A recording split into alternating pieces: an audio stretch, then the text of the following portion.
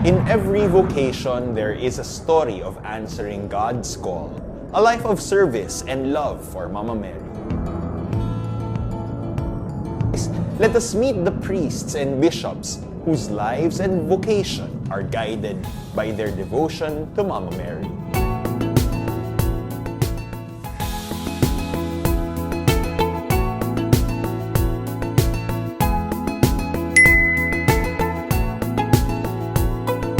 Welcome back to another episode ng Mama's Boys.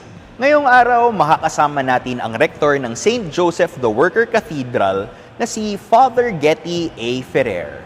Mula sa kanyang journey sa bokasyon hanggang sa kanyang paglilingkod bilang pari at canon lawyer, samahan niyo kami habang mas kinikilala natin ang kanyang mission, leadership at pananampalataya sa paglilingkod sa simbahan. Ako po, si Romar Chuka at ito ang Mama's Boys.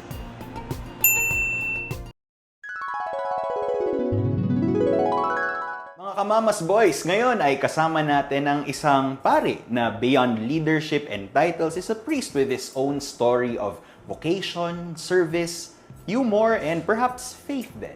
Today, we get to know Father Getty. Maraming salamat po, Father Getty. Hello po tayo sa millions and millions of people who are watching. Well, hindi na po million. Sa mga subscribers and the viewers ng 5 siglo. Tama, no? Oo, kumusta po kayo? Hello. Welcome po dito sa St. Joseph Cathedral sa Diocese of San Jose, Nueva Ecija. Father Getty, yun po ang itatawag Father po sa Getty. Father Getty. Saan po nakuha yung pangalang Getty? Oh. Ano po eh? Ang kwento sa akin ng parents ko, nung pinanganak daw ako, merong balita na merong na-discover na mina ng langis. Mina ng langis? Langis, oo. Anong klaseng langis? Like, Crude oil. Crude oil? Oo, somewhere here in Nueva Ecija. During that time, merong Getty Oil. Gasoline station yon, Getty Okay, Oil. So, doon yata kinuha yung Hindi pangalan Jetty. ko. Kasi di ba may Jetty din? Well, sa Italy, ang pronunciation ay Jetty. Okay. Pero ang ginagamit na pronunciation sa akin ay Getty. Getty. Pero ano po yung real name niya po, Father? Ayun lang. Getty? Wala na. Wala pong parang, hindi yan palayaw. Wala. Hindi. Yun na. Oh, cool. Kaya pag nakita mo yung mga IDs ko, mga documents ko, that is my Christian name. My first name and my Christian name, my only name. So nabanggit niyo po na taga Nueva Ecija po kayo, Yes. Father. Saan po sa Nueva Ecija? Taga Rizal, Nueva Ecija. Rizal. Malapit po sa Malapit dito sa San Jose. Mga ano lang yan, mga 20-minute drive. And then your family po was a very Roman Catholic family po. Yeah, Talaga, no? both sides, Roman Catholic. And then would you say na itinanim po ng pamilya ng magulang ninyo yung inyong faith life? Po? Yung parents ko, Catholic sila, no, nagsisimba-simba. Pero I would say, mas religious yung lolo-lola namin. Opo. Both sides. Opo. No? Mas sila yung siguro masasabi ko na sow ng seeds of faith.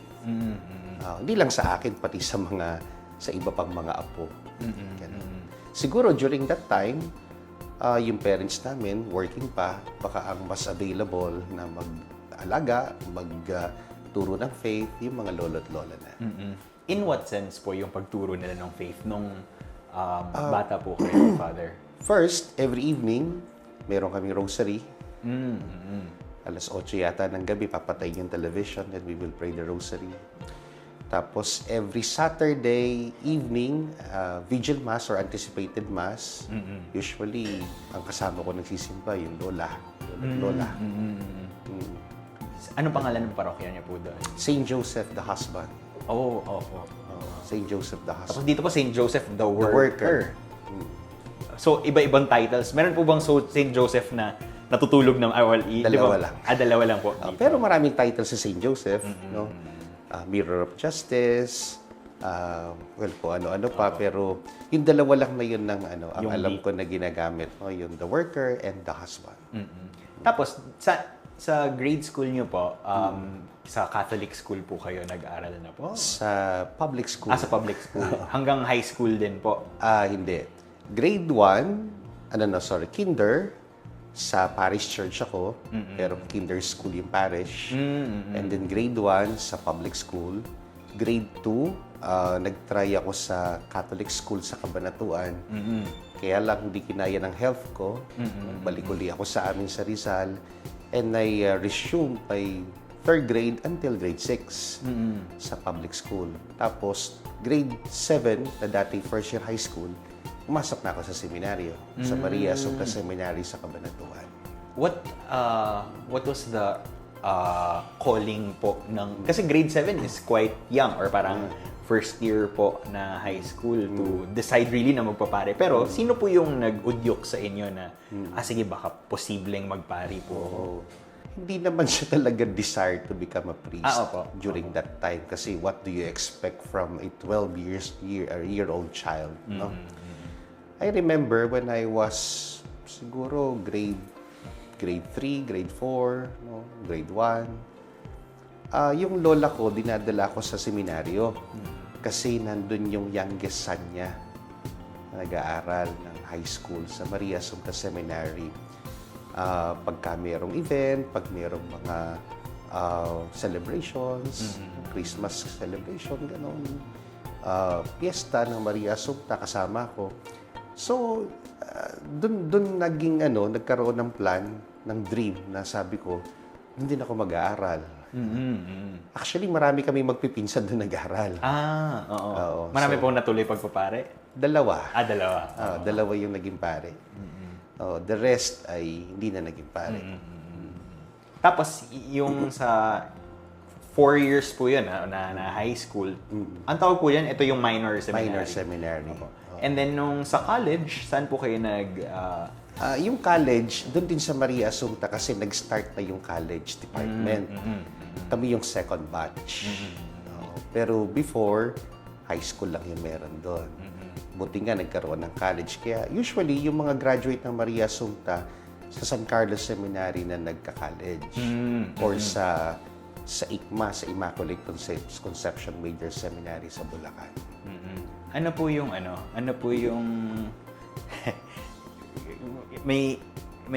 mahirap po ba ang buhay seminaryo? Kunwari, may lay person na lang magtatanong, ano pong ginagawa ng mga tao sa seminaryo? Mahirap po ba ang buhay seminaryo? Let's say, gusto ko magpari po, tapos parang you're trying to give advice. Kung ano yung ginagawa dito sa labas, ganoon din ginagawa sa loob. So, in the same way na nag-aaral sa labas, nandun sa loob. Yes. Oo, pero in the kasi- same way na may kalokohan, ganun din po ba? Kasama naman sa buhay yun. Oo. So sa seminary kasi structured ang buhay namin. Parang dito rin sa labas. Kaya lang kami, we are guided by the bell. Ano po ibig sabihin nun? Like, Laging may bell, may schedule. Tapos may bell na tumutunog. So pag nag-bell, alam na namin na it's time. It's time to move to another activity. Nung high school kami, 5:30 in the morning ang rising namin. And then at 5:45 in the morning, dapat nasa chapel na kami for morning prayer.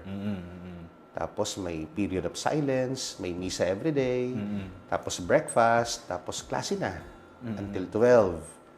12 o'clock ay lunch, 1 o'clock, klase na naman. Until 4. 4 o'clock ay housework, maglilinis kami ng seminary.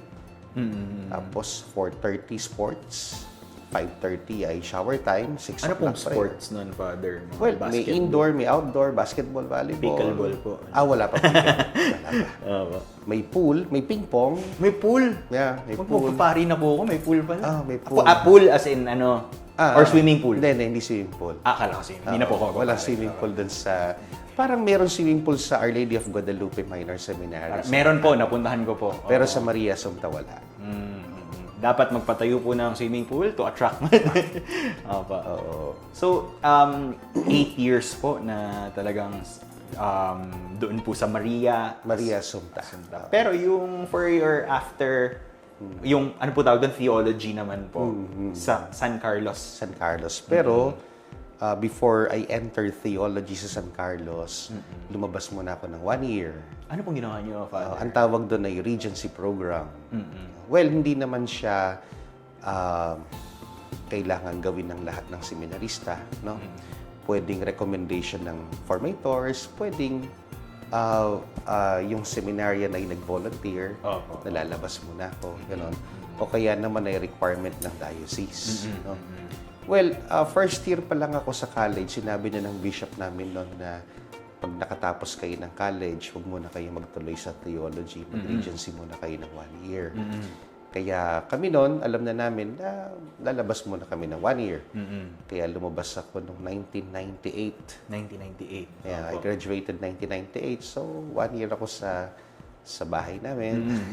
Pero hindi kayo nagtrabaho nung... Sa bahay namin, nagtrabaho ako. Ano pong ginawa niyo dun, Father, na trabaho? Naging gasoline boy ako noon eh. Ah, talaga? May-ari yung pamilya po ng gasoline station. Oo. Hindi pa 150 yung gas nun. Hindi pa. Alam mo, ang diesel ng 7 pesos. 7 pesos. That was 1998. Sana we can go back in time. Yung full tank noon, 300 pesos lang. Wow! Ang sarap Ganun ng lang. buhay. Pero kasi inflation din naman po eh. Pero but still. Ganun lang kamura na. So, ever since kabataan po, yung gasoline station... Hindi naman. Parang ka-open lang niya during that time. Wow. Tapos, imagine nyo na pari na naging gasoline boy. Part din ng vocation story nyo pala. Ano yung pinakamahirap sa pagiging gasoline boy, Father? Mainit. Bakit? Kasi nakatuto ka lang. Di ba may ano naman? May... Yeah. Pero mainit yung singaw. Opo. At saka yung Tapos amoy. mainit din yung araw. Tsaka Hindi yung naman- hangin. Hangin.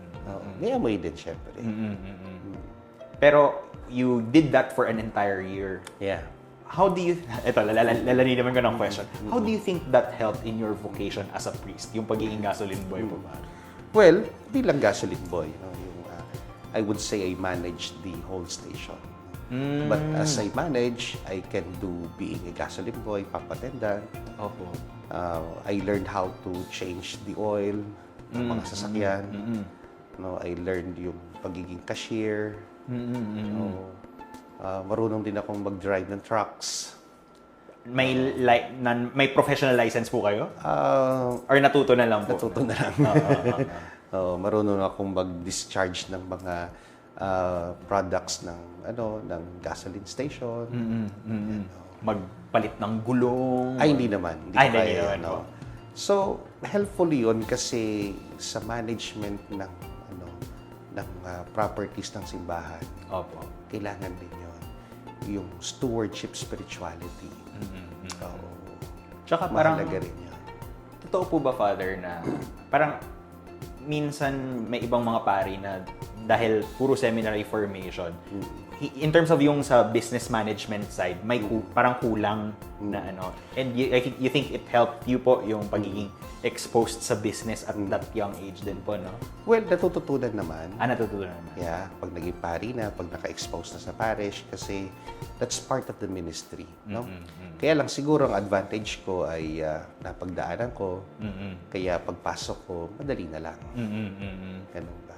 Hindi po natin pag-uusapan ng love life. Hindi, pero sa 1 year po niya na yun, na parang naging gasoline boy and manager po ng ano. And then, bumalik po kayo, ano na po, theology. Yeah. Na, ano. So that was, I guess, 1999 until 2004. 2004. And then after yun, ordained na po kayo. Nung 2004, gumraduate ako ng March. Actually, dalawa kami na taga-Diocese of San Jose.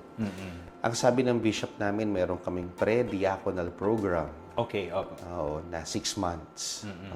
Dati kasi walang ganun eh. Parang automatic na po. The day before the ordination ay diaconal ordination na. The day before graduation, diaconal ordination na dun sa San Carlos. Kaya lang, sa case namin, sabi ng bishop namin, meron pang 6 months. So, umuwi kami ng March. Ang expected namin na ma-ordain ay September. No? Kaya lang, hindi ini-expect yung bishop namin na lipat. Kaya bago Sino siya pong bishop ito? Bishop Leodrona. Okay. Kaya bago siya malipat, in-ordain na kami as deacons as early as June. So, na-cut short yung aming pre-diaconal program. Ay, gusto ko lang balikan, Father, yung... Kasi, di ba, sinabi mo kanina, nung tinanong ko na na-feel mo yung calling, you were quite young nung first year high school. Kailan mo na-feel na, okay, ito na talaga? Nung nasa seminaryo na ako ng high school, siguro third year or fourth year high school na. Ayun, doon na talaga naging maliwanag na, nararamdaman ko na talaga yung tawag ng Diyos. Was there like a particular event that happened during that? Hindi siya event, kaya lang, yun bang para ka in love. Ganon. Nararamdaman mo siya sa puso mo. Yung pag iniisip mo siya, merong inner joy and peace. Ganon. Pero hindi ba, Father, pag nag-iisip po kayo na kay St. Ignatius of Loyola, di ba, meron siya yung those are feelings of consolations, di ba, yung parang that feeling of being in love. Pero hindi ba may struggles din po? How did you deal sa path of discernment na, you feel that in love, but at the back of your mind, meron pa rin mga naglilinger na mga questions or parang the could have beens ang lalim na. How do you deal with that po sa process of discernment?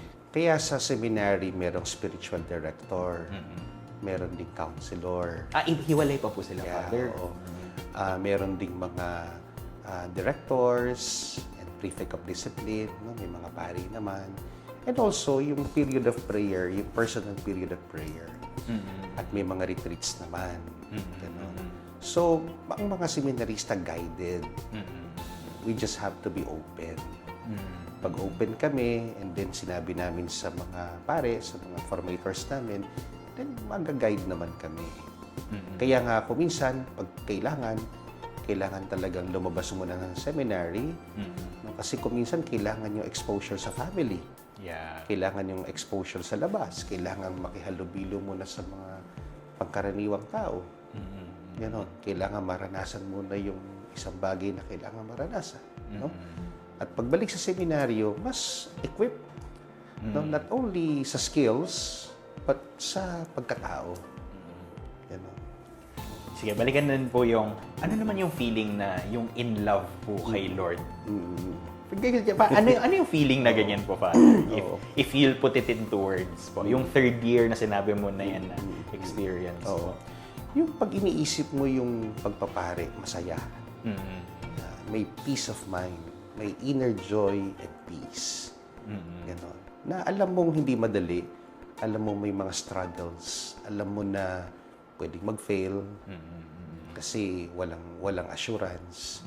Pero pag nilagay mo yung sarili mo doon, may feeling, may sense of inner joy and peace. Calmness. Yes. Ganda. So yun ang Kasi pag nilagay mo yung sarili mo naman sa married life, mararamdaman mo naman, masaya ka ba? Diba, no? Kung yan, nilagay mo yung sarili mo sa single blessedness, masaya ka ba? O may kulang? Kaya lang, yung feeling na yon ay kailangan mag-grow. Kailangan ding i-form. Of course, Kailangan through prayer din po, mag-mature. Father. Not only through prayer. And exposure. Prayer is essential, syempre. But yung it has to be tested by time. It has to be tested by time. Kaya mahaba ang seminary formation Ganon. Kasi baka mamaya, infatuation lang Yun nga po Diba, no? Oo. Kaya nga, I felt my vocation siguro. Sabi ko nga, third year high school. I was only 14 years old. No? Pero, I was in the seminary for 13 years. Kaya parang wine. Kaya natetest din, no? Minsan, mababa ang feeling ng minsan nagda-doubt din, minsan parang dry, Pero, pagkatapos ng lahat ng yon, naramdaman mo na lahat, naranasan mo na lahat. Parang sasabihin mo na, Lord, kung anong gusto mo, yun ang susundin ko. At mararamdaman mo naman kung anong gusto ng Diyos. Father, ika nga sa sinabi ni nakasaad sa sa kantang Para Sa'yo ng parokya ni Edgar, di ba? Yung para sa'yo, handa kong magpakatino kahit mahirap. Di ba? Parang gano'n yan. Kahit mahirap, kakayanin ko. Basta para sa'yo, Lord. Inspiration. Parang through thick, it's almost equivalent, Father, dun sa Di ba sa married life, ano yan yung through sickness and in health?